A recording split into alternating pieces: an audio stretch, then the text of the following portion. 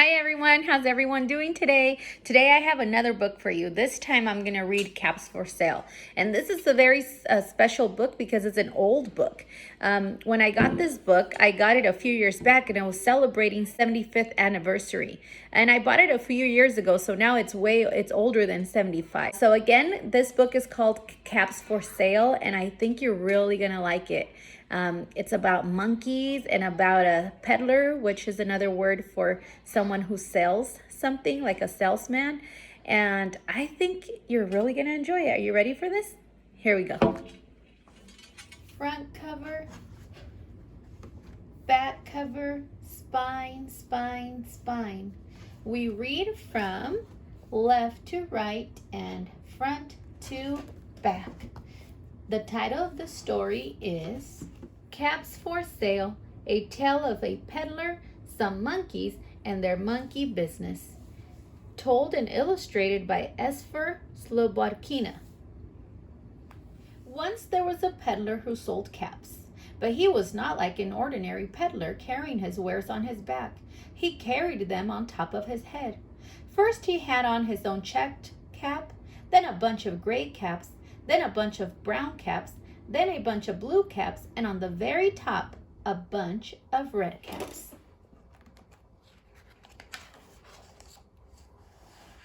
He walked up and down the streets, holding himself very straight so as not to upset his caps.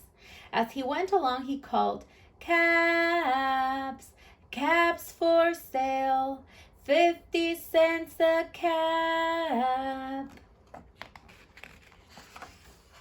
One morning, he couldn't sell any caps. He walked up the street and he walked down the street calling, "Caps, caps for sale, 50 cents a cap." But nobody wanted any caps that morning. Nobody wanted even a red cap. He began to feel very hungry, but he had no money for lunch. "I think I'll go for a walk in the country," said he. And he walked out of the town slowly, slowly, so as not to upset his caps. He walked for a long time until he came to a great big tree. "That's a nice place for a rest," thought he.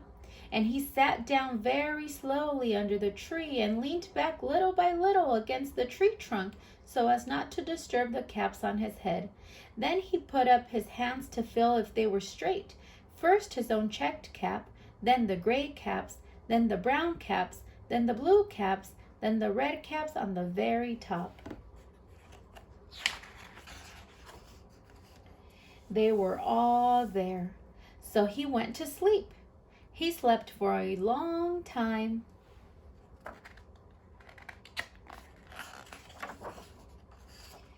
When he woke up, he was refreshed and rested.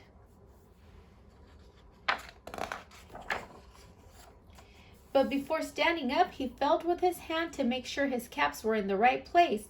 All he felt was his own checked cap. He looked to the right of him, no caps. He looked to the left of him, no caps. He looked in back of him, no caps. He looked behind the tree, no caps. Then he looked up into the tree. And what do you think he saw? On every branch sat a monkey. On every monkey was a gray, or a brown, or a blue, or a red cap. The peddler looked at the monkeys. The monkeys looked at the peddler. He didn't know what to do. Finally, he spoke to them. "You monkeys, you," he said, shaking a finger at them, "you give me back my caps." But the monkeys only shook their fingers back at him and said, "Tss, tss, tss, tss, tss." This made the peddler angry, so he shook both hands at them and said, "You monkeys, you give me back my caps." But the monkeys only shook both their hands back at him and said, "Tss, tss, tss, tss, tss."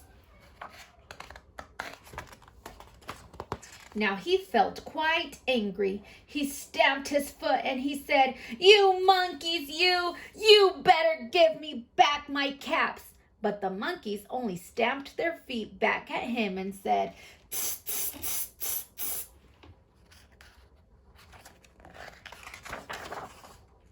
By the time the peddler was really very, very angry, he stamped both his feet and shouted, "You monkeys, you must give me back my caps."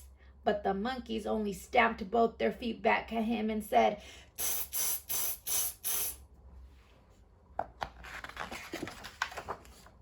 At last, he became so angry that he pulled off his own cap, threw it on the ground, and began to walk away. But then each monkey pulled off his cap, and all the gray caps, and all the brown caps, and all the blue caps, and all the red caps came flying down out of the tree.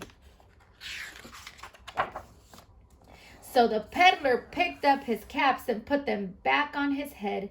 First his own checked cap, then the gray caps, then the brown caps, then the blue caps, then the red caps on the very top.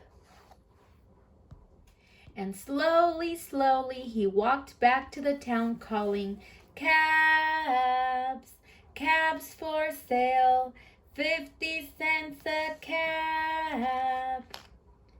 The end. Caps for Sale, a tale of a peddler, some monkeys, and their monkey business.